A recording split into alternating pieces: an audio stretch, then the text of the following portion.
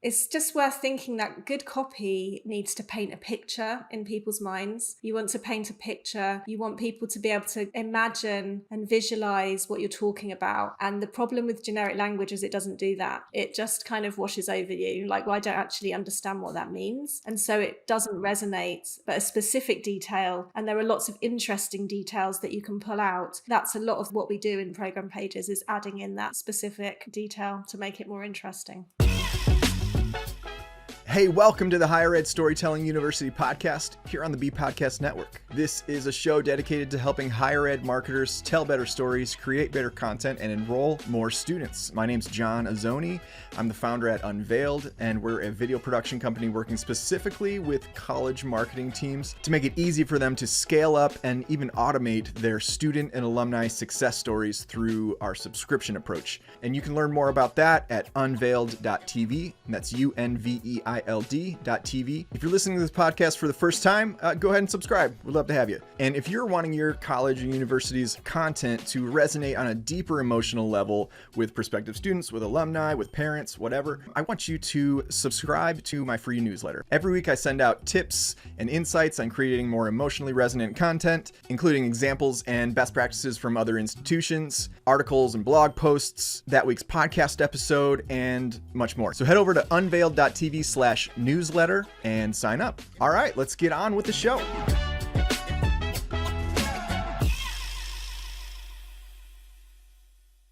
Okay, my guest today is Joe Marshall. Joe is the founder of All Things Words, a specialist copy and content strategy for higher education clients. She's spent more than 2 decades working with universities and schools to banish the blah and create better copy and content.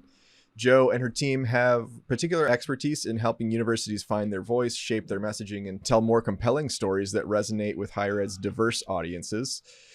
They work with education clients in the UK, Europe, and here in the States, including UCL, University of Loughborough, and the Anglo-American University in Prague, and their program platform Coursera. So today we're talking about university program pages. For our listeners in the UK, I think they call them course pages. In the States, we call them program pages. We'll use them interchangeably to mean the same thing, and would be a landing page on your college or university's website that houses information about a specific program or course or degree. So we're talking about, how do you optimize those pages so that they're really serving the goals of your institution and making it easy for prospective students to get the info they need at the moment they need it and in a language that will speak to them. So Joe, thank you for being here. Thank you so much. Really happy to be with you. So, what's it like being from the UK? Well, I'm pretty biased. I love it here. I've always lived here. Yeah, it's a pretty cool place, the UK. Have you ever been? I have not. My daughter is, she's almost 9. She's really loves, trying to talk with a British accent lately. Oh yeah. So it's pretty entertaining. Yeah, we do the same in our house with American, especially when we find words that are completely different pronunciation. We had it recently, actually. My son, he's 7 and was really into dinosaurs. He's just grown out of them. But we say diplodocus. How do you say it? Diplodocus. I've never even heard of that. It's the name of a dinosaur. Diplodocus, apparently you say in American. Diplodocus. Yeah, they were like, what? What even is that? It's like when I had a professor in college that it was like an advertising class, and he would call it an advertisement, and it was like, I don't know, is that how you guys say it in the UK? Advert, yeah, advert, and what is advertisement with you guys? Yeah, advertisement. Yeah. yeah the little quirks. Yeah, I did when I was in art school, I did a semester in south of France or whatever, and did like a little independent studio program, and I lived with a host family, and like the daughter of the family would always try to say cheese, and she couldn't do the double E sound, so it should be ches. And I was like, how can you not just say cheese? Just say it. Like, it's just so funny. Like when people grow up on a certain dialect, like motor function just Absolutely. solidifies in a certain way. Yeah, the sound is like almost impossible to make, isn't it? And if you don't have that in your own language. Yeah. Okay, so we'll start off with a little icebreaker here. What's something that people would be surprised to know about you? Okay, so I have sung on stage with David Jones from the Monkees, from the 60s band The Monkees. Yeah, and it That's was cool. like, yeah, it was like pretty emotional. My parents were there. You were like at a concert and that he brought you up on stage, or? Well, it wasn't the height of his career. It was in the 80s, and it was a pantomime, like a theatre production of Puss in Boots. And he was like the funny character. He invited people up on stage to sing. And I asked my mum about this the other day when I thought I might mention it to you. And she said that I really like eagerly put up my hand to go up on stage, like no fear, and went up. There were six of us, and we sang "Old MacDonald Had a Farm." I don't know if you have that song, the same Oh song. yeah. And Uh-huh. and I was the pig, so I had to do the pig. And I just remember he gave me a signed picture and a pack and like a box of sweets, a box of chocolate. And but it was a big moment. I was 8 and he was famous, even though he was like 20 years probably after his like the height of his fame. Wow, that's a really cool story. I used to watch with my sister. The Monkees had a TV show Yeah. when we were little, and I can't even remember what it was about, but I just remember the theme song was the "Hey Hey, we're the Monkees." you know. Yeah, I remember that too. And he was like the funny one, wasn't he? The David Jones. He was like the funny character. And so I think, yeah, it was a big thing, especially for 8-year-old me. I was like, wow, I've got this signed picture. I sang with him. It didn't matter to me that it was, oh, MacDonald had a farm. Yeah.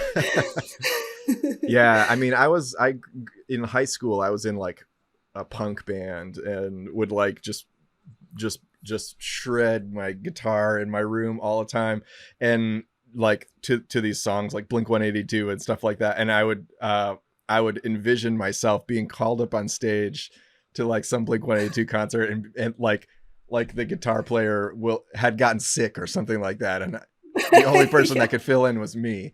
And that was like the scene that would play out in my room when I was 14. So Oh, you're just living the dream. I was living the dream. Yeah. Okay, so I want to start with your background a little bit. So how did you get into an expertise in copywriting? Yeah, so it's interesting actually to reflect on because it wasn't a planned career path at all. I talk to a lot of students now, in my work with universities, and a lot of people seem to have their career path like meticulously planned out, or they have like a lot of idea of where they want to go and how they want to get there. I stumbled into copywriting. I kind of fell into it. I studied French at uni because my dad advised me to choose a subject that I liked, and I liked French. So I studied French, got out of uni, and that was almost the first time I thought, what am I actually going to do with my degree? Like, I don't think I'd actually thought, I don't know, what job am I going to do? And I ended up doing an awful kind of sales job for a phone company, selling like telesales, on the phones, and I hated it. And it was a real motivation to, go out and get a proper job.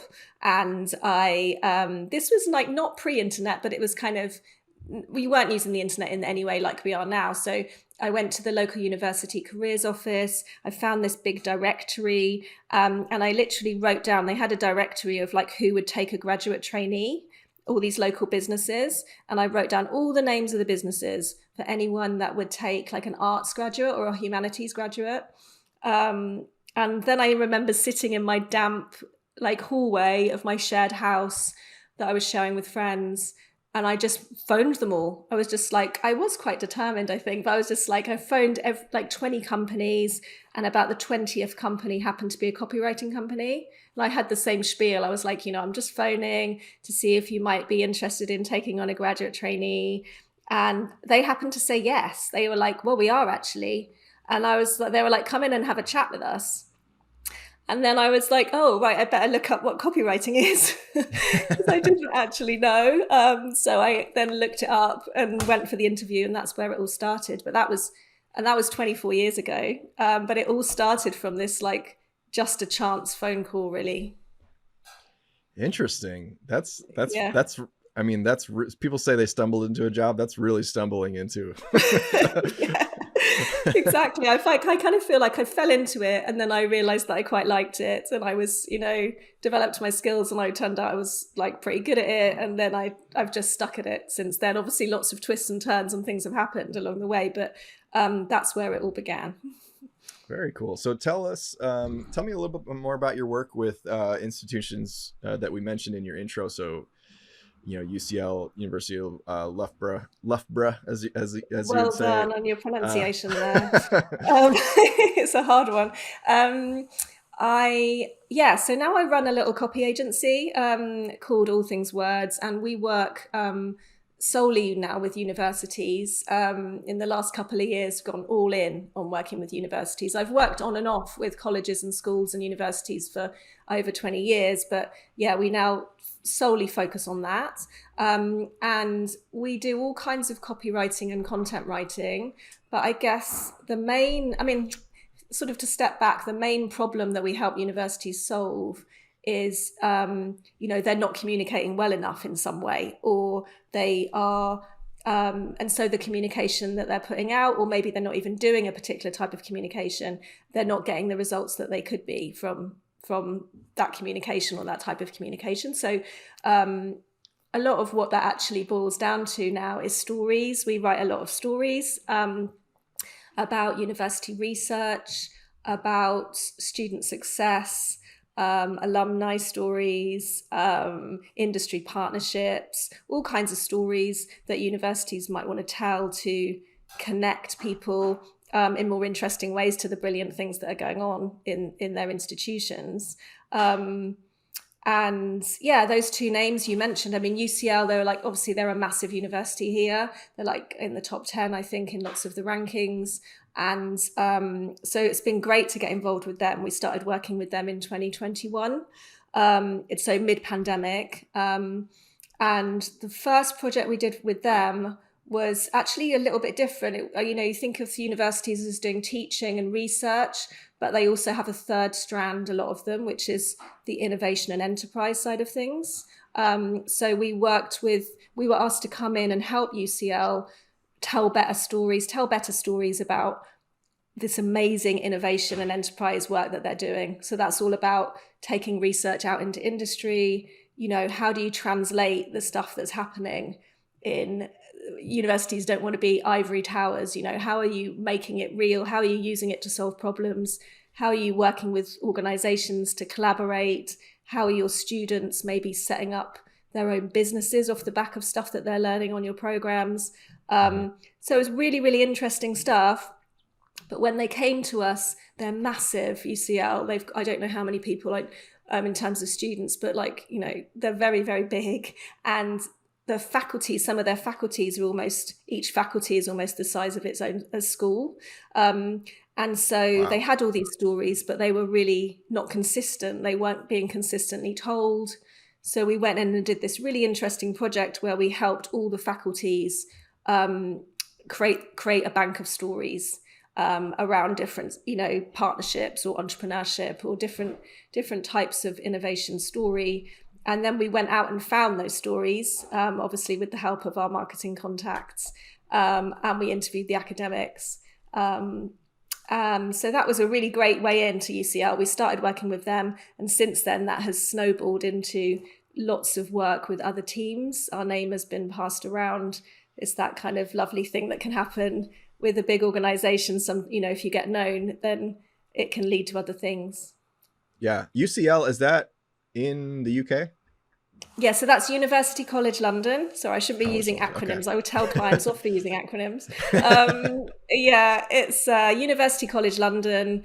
They are based in London, and they're one of the big university, one of the kind of really well-known, renowned ones here, and they're doing a lot of really groundbreaking research as well.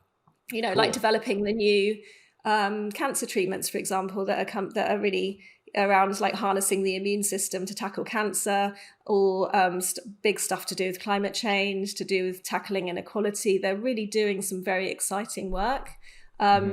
So like for me personally as a copywriter, to be working on that stuff is like, it's a privilege, and it's really exciting to help communicate stuff which is really important and is actually changing, has the potential to change things and make things better.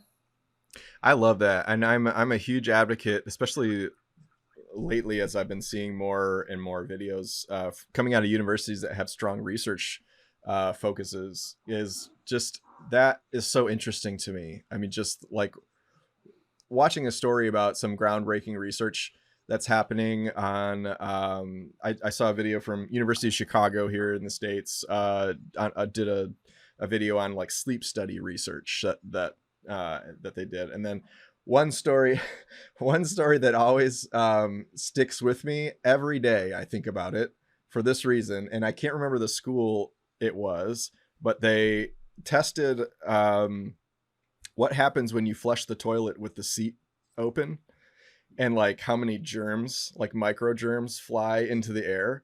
Oh wow. And Yeah. so they were basically Gross. like they put like a chemical in the water, and then like a glow light, like a black light or something, and it was disgusting how much Yeah. it was like a fountain of Oh yeah. just toilet particles. And so now I cover my toothbrush. I have a little toothbrush cover that I so I think Oh my about that. gosh, I'm going to do that now. I'm going to cover my toothbrush. Yeah, I think about that all the time. But I mean, that's groundbreaking, college research right there. That's really what we get our money, where we get our money's worth. Yeah. But yeah, I find that so interesting, and I think that there's so much power in, like, I just feel like that's what would convince me to go to a school, as like a school that's like doing something cool out in the world. Like that would be a huge motivator for me. So Yeah, exactly. And the fact that you actually are going to be able to, I mean, they can like working with a university like this, a school like that is, they can actually say, we are leading the way in this stuff, and you could be part of it. Like you could come and like work with us, especially if you're doing a master's program, you can come and like be part of this new research. And how exciting is that, to feel that you actually might be able to in some way kind of influence something like that at that level, even when you're going to, you're just studying at that bachelor's or master's level. Yeah, absolutely. Quick break here. I have a question for you. Have you ever had to manage the production of a video before for your school, where you were the person that had to coordinate all the scheduling? Like you had like 5 people that needed to be interviewed for this thing, and you had to juggle all the schedules and figure out how to line them up for individual slots miraculously on the same day. And on top of that, you had to talk to your facilities guy and make sure the door to the engineering lab was going to be open at a certain time so the crew could get in there, film some B-roll. You had to coordinate volunteers to be in the footage and blah, blah, blah, and, right? Let me tell you something. Working with an outside video vendor should not look like this. Unfortunately, I've worked with enough video folks to know that the mainstream school of thought is they will coordinate the crew and all the production stuff, the editing, etc., and they will expect you to coordinate all your folks. And I'll be honest, sometimes there's stuff that the video people just can't coordinate for you. Like, I'm probably not going to email your college's president out of the blue to ask them to be in this video and to coordinate their schedule when they've never heard of me or this project. Like, that just makes more sense coming from you, at least to get their initial buy-in. But as much as possible, your job should be to get buy-in from all the right people and then introduce those stakeholders to the video producer to coordinate, which is not you. Unfortunately, we live in a world where it just doesn't work like that most of the time. In fact, I talked to a marketing director at a pretty well-known art school recently who told me he hired this video crew to film a couple program promo videos, and they paid a lot of extra money. This was a bit of a splurge, is the impression I got. And they got 2 videos out of the deal. And he said to me, all that money we paid, and I still had to coordinate everything. Like, we paid a premium for someone to do these videos, and I was doing all the grunt work. So here's the deal. At Unveiled, one of the things we take really seriously is making sure the process is easy on you, especially that pre-production process, which is where a lot of the not fun stuff tends to show up. So whether we're working together through our video storytelling subscriptions, a big commercial, or maybe a smaller one-off video project, know that in addition to delivering a great end product, we also have our eyes on making that a smooth and oftentimes fun journey along the way. And even after it's done, we want to make sure you're set up for success, which is why we give you all the raw footage, all that B-roll and interview footage to repurpose however you want at no extra charge. So if you have video needs right now, don't let the management of those projects stress you out. We are your partners in taking as much work off your plate as possible. So if that's you, I want you to head over to unveiled.tv. That's unveiled.tv and book a call with me. And let's talk about how we can best support you. All right, back to the show.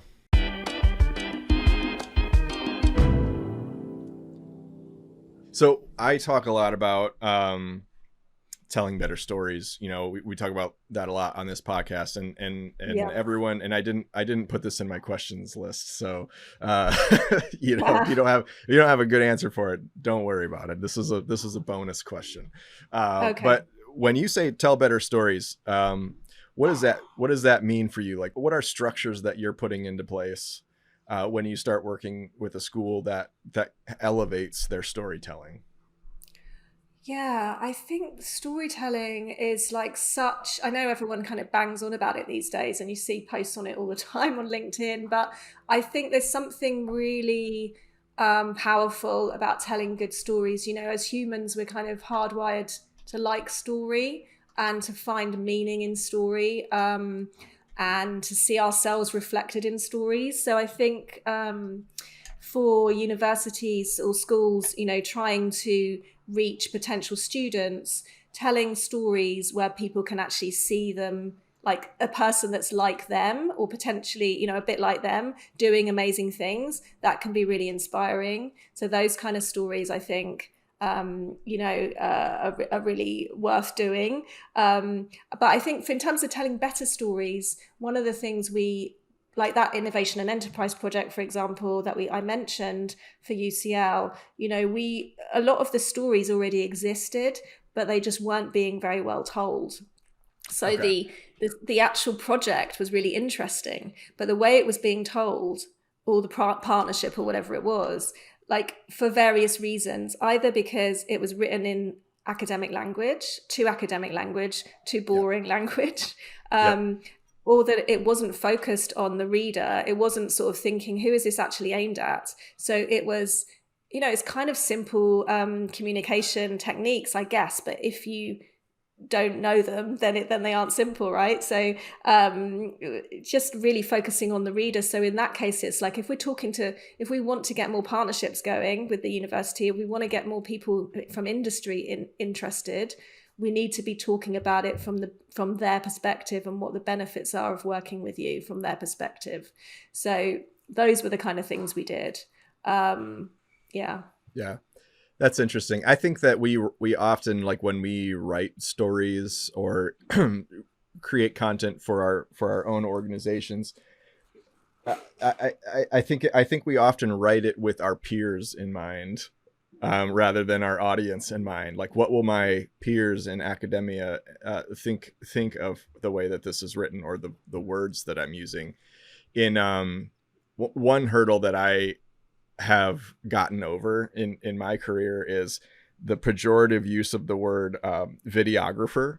So right. The videographer amongst video people is a negative connotation. That means like you go to some wedding with some big camera on your shoulder and you stick a microphone in people's faces, and you know it's just very low quality kind of, versus like filmmaking type of stuff. But like, you know, recently doing some research on like how do people actually what do people actually type into Google when they want to hire a video person. So I tested all of these keywords: video producer, filmmaker, blah, blah, blah. And overwhelmingly, it was just videographer. Like, right. So, you know, and so it's sort of like, you got to get over what other people, your peers with it, because your peers aren't the ones that are, you know, submitting the application. Absolutely. Yeah. And I think that's so important actually in all types of communication. On LinkedIn, it's important, it's kind of trying to put aside, like, who are you actually talking to? Who are you trying to reach? I think when I first got onto LinkedIn, I was thinking, oh, how's this going to sound to other copywriters? But actually, they're not the people that are necessarily going to be buying from me, or Right. wanting to work with me. And it's so, and stuff that we think, as people who've been perhaps doing what we do a long time, we think it's kind of second nature. It might not be, it's not going to be second nature to everybody. So Right. it's explaining things in a way that is understandable. I think in academia, there's an extra challenge, is that there's a lot of experts in universities and schools, and they are used to talking in a very different way, like a very dry, generally, and complicated way. Like, I look at journal articles and I'm like, wow, it literally makes your head hurt trying to understand what it's saying. Yeah. So it's a lot of what we do is translation. I've said this, I've talked about this before, but it's like, yeah, we're translators. We're translating academic speak into normal language. Exactly. Yeah. Oh, that's a good way to think about it. Okay. Shifting to our topic here, program pages or course pages. What should those pages do? What are the questions those pages should answer for a prospective student? Yeah, I think a really kind of top level, sort of the simplest way of thinking about it is that a program page needs to give a prospective student all the information that they need to make their decision about that program. And, there's a lot, been said about decision making and how, like, different things can feed into that. So, like, the rational factors that people need to make the decision, and the emotional, and how you kind of weave that together. So I think that's kind of a good way of thinking about it. It's like, how can we make sure we're giving a prospective student everything they need in terms of specific questions that I would sort of have in my mind from a student's perspective, because as a copywriter, it's my job to step into the reader's shoes, right? So I'd be thinking, is this a good and interesting thing to study? Is this a good place to study it? Those are the two main questions. Like, should I study this? And should I study this here? And just, like, really simplifying it down to those two things, because a lot of program pages don't answer those two questions. Interesting. And they overcomplicate it, so it's really helpful, I think, to bring yourself back to the simplest questions that you need to answer, which is, should I study this, and should I study this here? Should I study this is an interesting one, because I would think that it was, like, really just they already know that they want to study that, and so it's like, let me try to convince you to study it here. But that's really interesting that I now that you say that, I bet there are a lot of people who are just casually browsing different areas of study. And, thinking back to when I was going into college, I didn't know exactly what I wanted to do. So, there is such an opportunity to sell the actual field of study as well as doing it at your school. Exactly. And I think it's worth us, remembering that people are going to be at this different place in their journey with this stuff. Some people might be like, yes, I definitely want to study. I was looking at an example we're going to come on to later, but about the like a bachelor of psychology, because that is a subject that I wish that I had studied. Like, now that I have been a copywriter for 20 years and I understand how important psychology is to being a good communicator, I wish that I'd done that, but I can't go back in time. I did like French too. I think you might know that you want to study psychology. That might be something that you've always wanted to study, or you're very clear on what it involves. But equally, like, having just a really clear description of what it is, like, what does that actually mean? What does that involve? That might be needed as well. People might be weighing up different subjects. Yeah. And, like, maybe even, like, who are some of the heroes of psychology, and what are some of the major advancements in thought that they brought into place that people might not even have realized came from a psychologist. Yeah, exactly. Like, yeah, what is psychology all about? What things has it contributed? How have things moved forward thanks to psychology? But going back to your question about what questions to answer, I mean, those are the two top level ones. But I think underneath that, if you think about the rational and the emotional side of things, I mean, from a rational perspective, you want to know things like, what's in it for me? What am I going to get on this program? What do I need to do next? So really it's a transactional page in a way. It's partly a transactional page. You want to know, this is a big time investment and a big money investment for people. Like, what am I going to actually be getting? So very clear information on what I'm going to be getting. And then the emotional side of things, I think people might be asking questions like, am I going to belong here? Am I going to fit in here? What's your student experience like? What's the support side of things like? It's also, for some people, it's a really big thing they might be leaving home for the first time. They might be going to a completely new city, a new place. So I think, it's really, really helpful to think about it with those questions in mind, because by doing that, then it forces you to be thinking about it from the reader's perspective. Yeah, absolutely. What are some areas? So like thinking about the emotional and the logical and all those things. What are some patterns that that you see a lot of schools engaging in that are ineffective? Like where are areas where they waste words on things that are just distractions?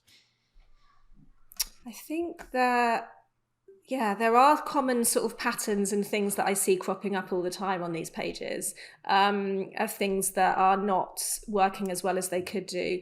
And I mean, the first one is that there's often too much navel-gazing, like I call it. There's too much talking about the university or the school and what we can do, and we're really good at this, and we do this, and we.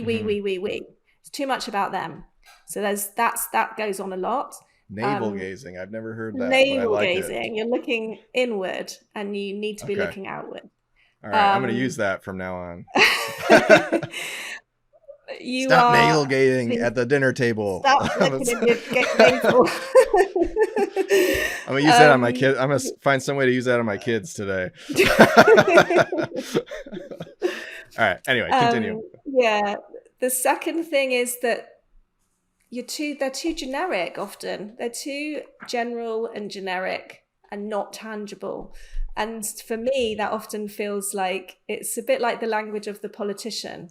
It's like when a politician speaks and you're like, there's part of you that's going, just tell me what you mean. What are you actually saying? Right. And I get that feeling a lot when I'm reading program pages. I'm like, but I don't actually understand what you mean. Like they'll say something like, you'll be learning how to solve current business issues, something like that, something really vague. And you're like, right. What do you mean? Like, what business issues? That might be really interesting. Actually, there might be some really interesting business issues that we could put in there to bring it to life, but we don't know what they are. So I have to then dig that out when I talk to the academics. But so it's too generic. Then you've got also the too much academic language, which I've already mentioned. Often they're left in the hands of sometimes they're left in the hands of the program leads to write. And so it's not their fault. They're not communications experts. They are experts at teaching their subject. And so they don't write in the language of the reader. And the result of all that, if you put all that together, is they're too boring. They're too boring. They're not interesting enough. I'll just cut to the chase here. And but they're not doing justice to the program. So I speak to the academics. I do lots of interviews with academics, and almost every call that I have, I come away really excited about the program. I'm like, wow, I want to do that program. I want to do that program. Like almost every week I want to do a different program because of these. They sound brilliant. Yeah. But then you look at the program page and it's just not doing it. It's flat. It's not doing what it needs to do. And that's what we try and turn around for people. Yeah, the getting specific is one of the things that I think is so underutilized in storytelling, in copywriting, content creation, whatever. Because you're right. Like when people uh, organizations, leaders use these vague sort of platitudes, it just goes right over people's head. It doesn't do anything. Like solving business problems. Yeah, what does that mean? I mean, anything could be a business problem. But if you were to say like, I don't know, we'll teach you how to research your target market and craft a Yep. message specifically for them. Now you've got me, because I'm like, oh yeah, I'm bad at that. Like I don't know where to Exactly. start with market research. What, I send out a survey? Do I go door to door interviewing people? Like I want to know how to do market research. But if you had just said solving business problems, I don't know what that means. And I'm just Yeah, kind of like, that's next. right. Yeah, yeah, totally. I think it's just worth thinking that good copy needs to paint a picture in people's minds. You want to paint a picture, you want people to be able to imagine and visualize what you're talking about. And the problem with generic language is it doesn't do that. It just kind of washes over you. Like, well, I don't actually understand what that means. And so Mhm. it doesn't resonate. But a specific detail, and there are lots of interesting details that you can pull out. That's a lot of what we do in program pages, is adding in that specific detail to make it more interesting. And there's a lot of crossover between copywriting and storytelling too, because when I'm interviewing a student or alumni for a success story or something, that's really on my mind, is like, I need to get this person to be specific, because what they're naturally going to do is fly really high over their experience and just, it was great. Here's the professors I liked. Here's the classes I liked. It was generally great, and now everything's great. Or Yeah, and that's fine. Like you need that too, but it really, I find like the emotion comes in the specifics. So like for me, a question that I often ask is like, tell me about like a specific moment that was a turning point for you in yeah, your academic experience.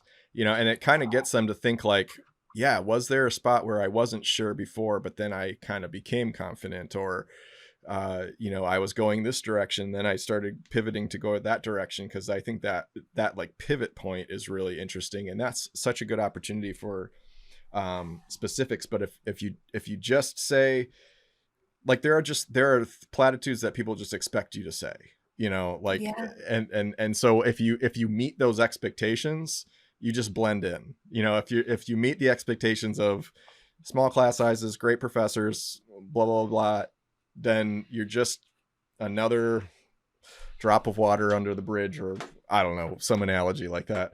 yeah, no, absolutely, and that's a big challenge, isn't it? In higher ed, is that schools and universities can just blend into this sea of sameness, and that's what we're trying to avoid. That's what we're trying to help them with, is how do you find a way to be distinctive? How do you find a way to stick in people's minds? And one of the ways that, as you say, is to tell good specific stories that are emotive. And I love that, though, that turning point. I've just scribbled that down. I'm going to add that to my questions. But I was just thinking about, it's like moments of connection as well. How can you capture these moments, of like, I saw a university recently, can't remember which one, someone in the UK, but they'd got people they'd recorded students talking about the professor that had the most impact on them. And they got them to tell a really specific story about what that impact was.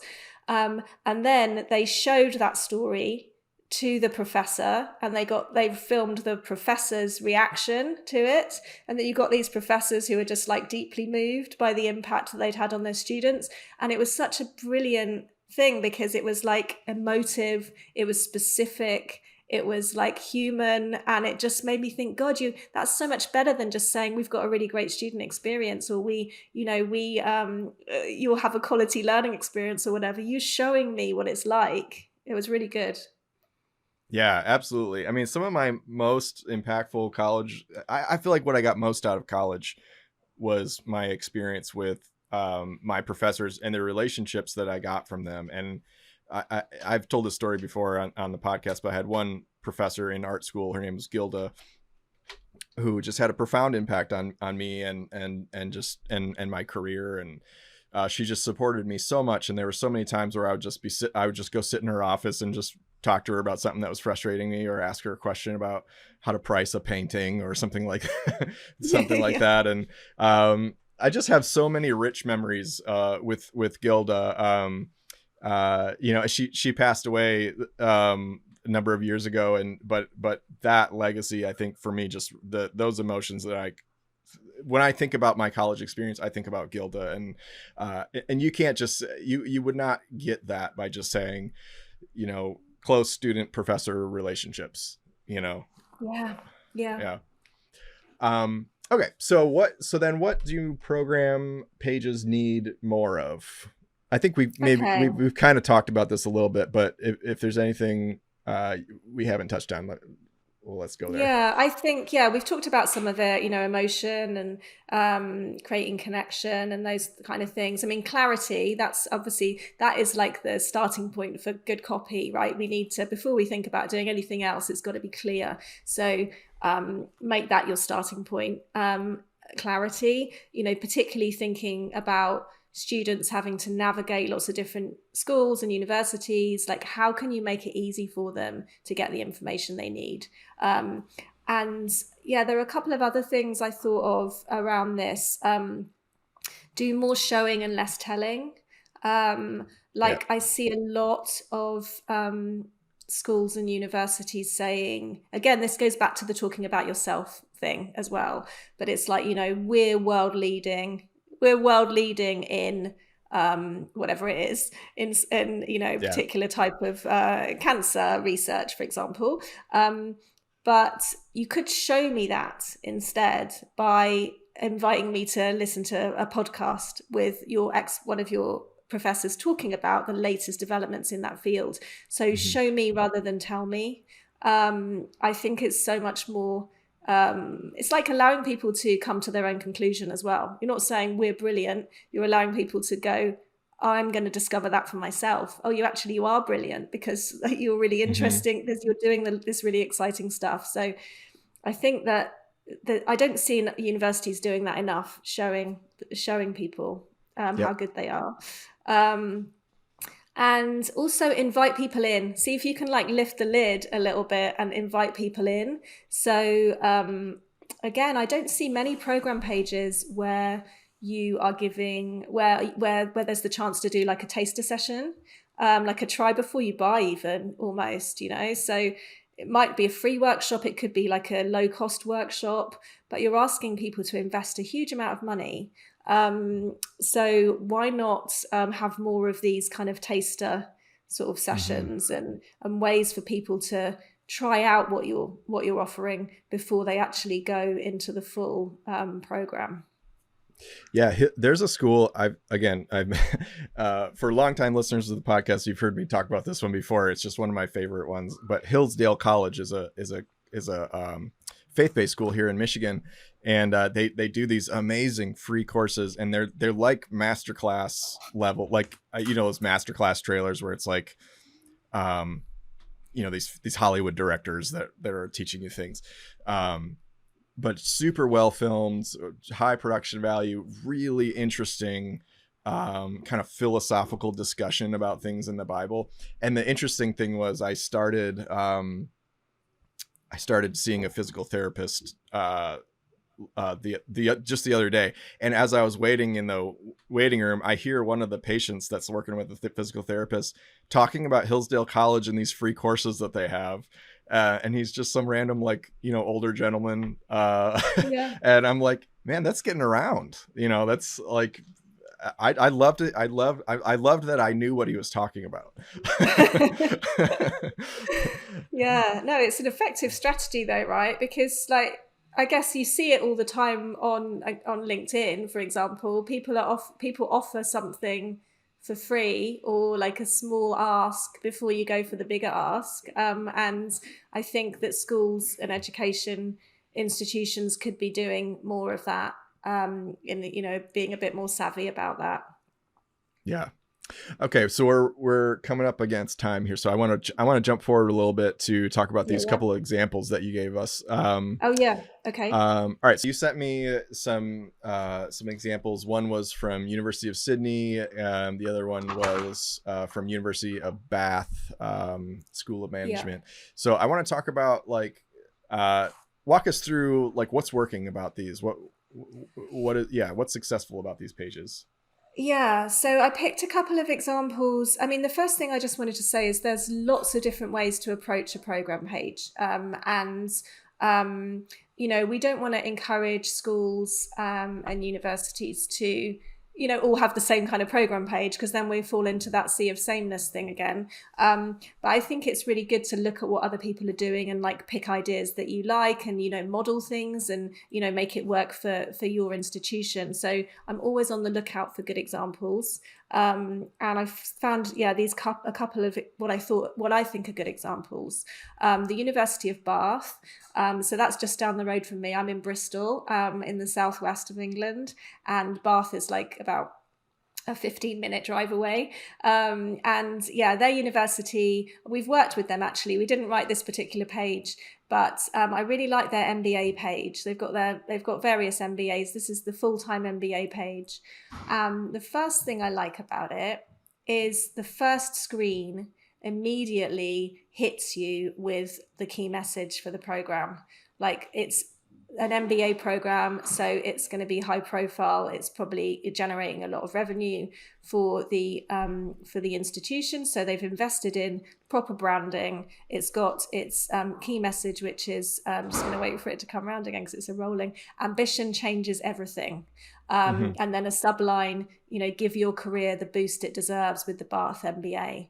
So immediately you are hit kind of between the eyes with the key message, the proposition for this program. And then all you've got apart from that on that first screen is the call to action, which is apply now. And that is incredibly powerful compared to a lot of other pages where, that first page is like, that is key space to be using. And so you need to be using it well. So I really like that about how they've started there. And then actually it's quite funny because we were just talking about this try before you buy thing.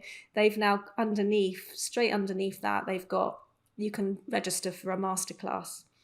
Oh, cool. So, Yeah. yeah. So they are using that idea that we just said. You can register for an MBA masterclass and, test out what the MBA is all about before you go in and sign up or register your interest. The rest of the page, I mean, it's really clean. It's very clean. So obviously copy and design need to work hand in hand, right? So I really like the way that it just guides you through. It's got a very short intro next where it explains what the program's about. We're talking a couple of paragraphs. So again, you've got another little bit of information to add on, but you're not overfaced with too much information at that point. And then the rest of the page is, it's divided up in lots of really nice sections. It's got a fast facts section where you've got key entry requirements and the fees and the course start date and things like that.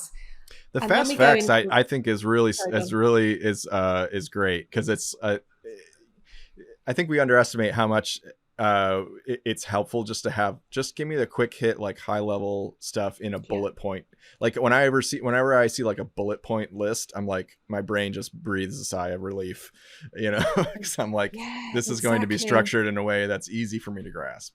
Anyway, continue. Yeah, and exactly. And I think that's really important to remember, especially the way we read online. There's been a lot of research, hasn't there, around how people read, and we don't read. It's not like we're reading a book. We are scanning for the key bits of information. So anything that you can do on the page to make it easy for people to take in information quickly without overfacing them. And then we get into a video, which you're going to like. There's a video next with a student, with a current student talking about the program. So, that's obviously great because it's another layer of storytelling, and we're getting that social proof, the student talking about the course rather than the university talking about the course. Right. Then we've got another key features and benefits section. So again, it's like bish, bish, bish, really easy to absorb information with the key benefits. Yep. And the whole page is broken up like that. So it's very, very easy to read. And it just kind of guides you through. It takes you sort of on a journey. I don't know if you know, there's a copywriter that I really admire on LinkedIn called Eddie Schleiner. He's from Chicago.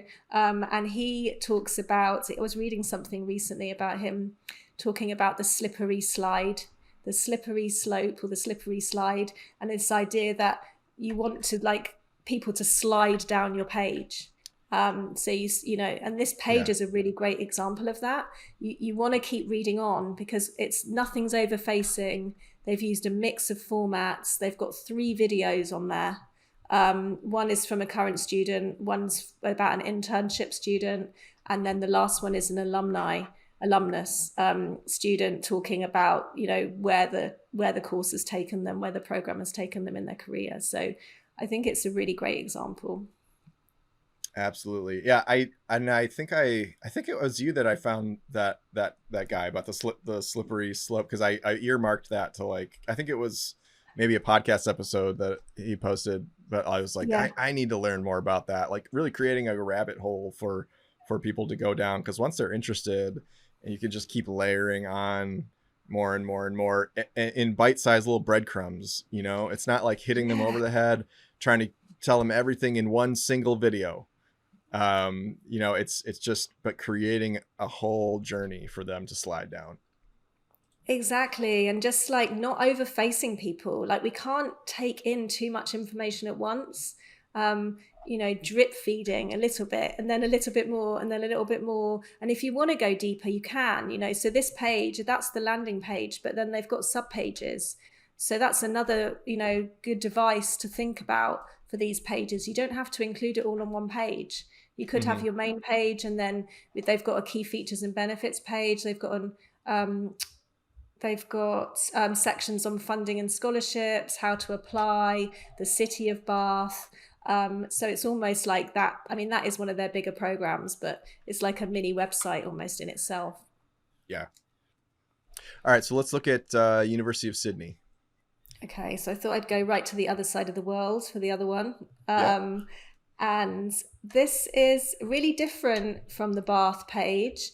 But what I really like about this one is, again, they do a really great job of that first screen. Is it called above the fold? I don't know what the terminology is above for the these fold, things. Yeah. So that first screen, when you get to the page, all you've got underneath the title, this is the Bachelor of Psychology. You've got the ranking. So very simply, it says 3rd in Australia for psychology. And then you've got a paragraph that describes why study psychology. So this is what I was explaining earlier that I think can be helpful. And it says, you know, explore the science of human behavior.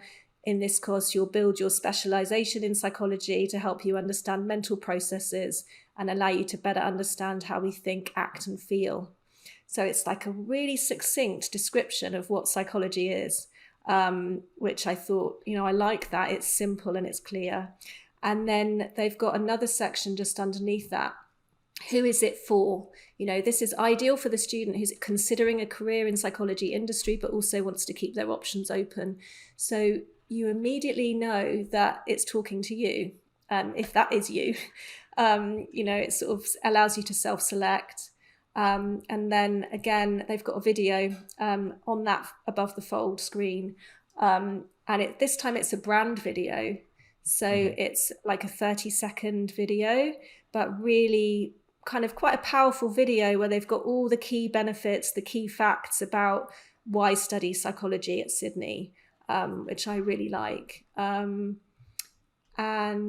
this page is actually a lot shorter than the Bath one. Again, they've used, they've got quite a prominent section on careers, like where the program can take you, what kind of jobs you could go on to do. You know, you could be a neuroscientist, you could be a psychologist, all the different careers.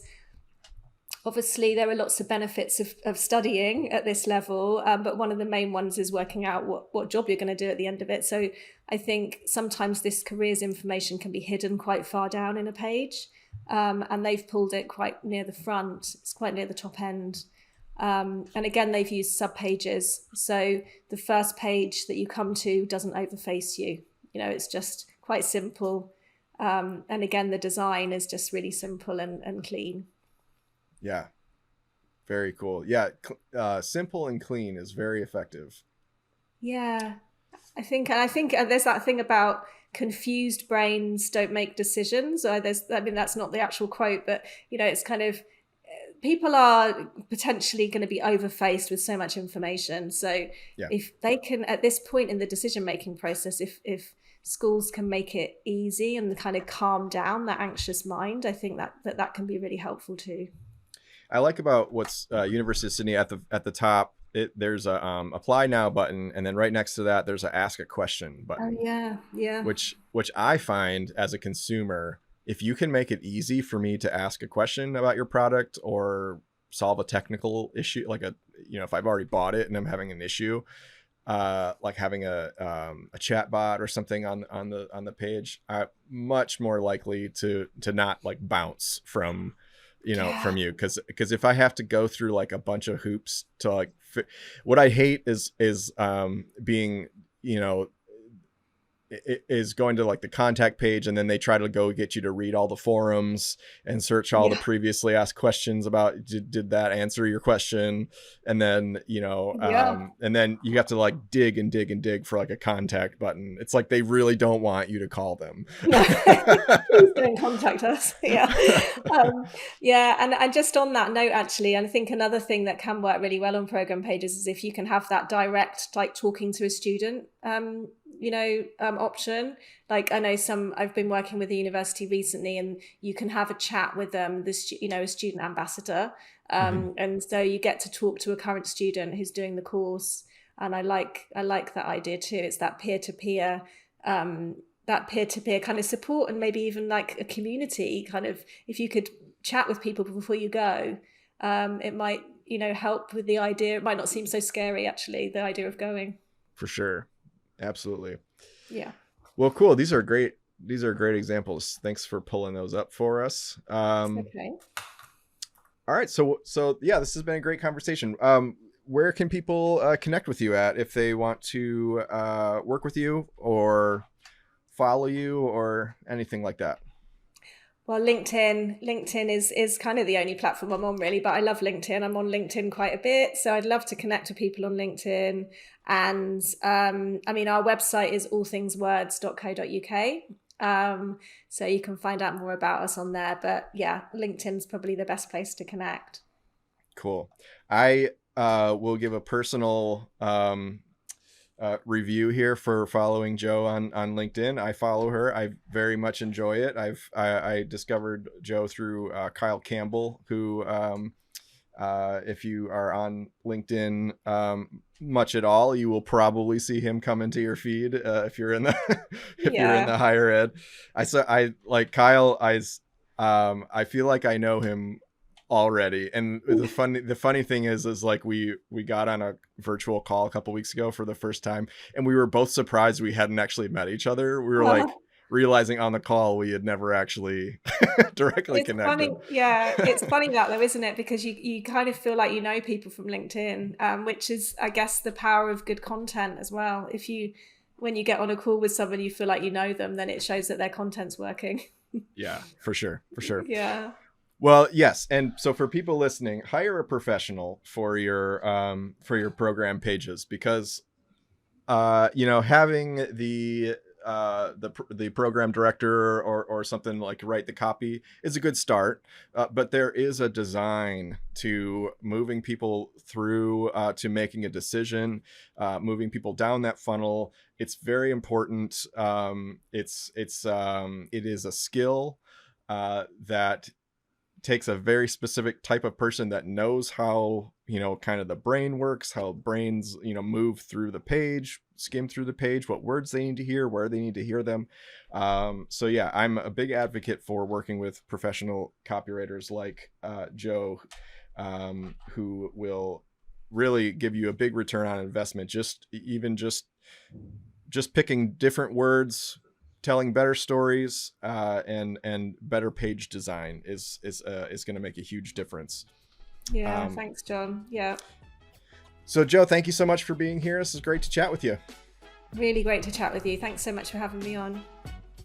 Thanks for listening. 3 things I want to give you before you go. Number 1, reminder to sign up for my free weekly newsletter, all about creating content that resonates emotionally with your audience. And you can do that at unveiled.tv/newsletter. Unveiled is spelled UNVEILD. Number 2, if you've enjoyed this episode, share it with someone. Share it with your team, your boss, your dog, whatever. And if you're not already subscribed, I'd love for you to do that. Number 3, reach out to me. If you have comments, questions, you want to talk about a video project, whatever, my email is john@unveiled.tv. John is spelled JOHN, or follow me on LinkedIn. If you're searching for me, my last name is spelled AZONI. That's all for today, and I look forward to catching you on the next episode of the Higher Ed Storytelling University podcast. Thanks.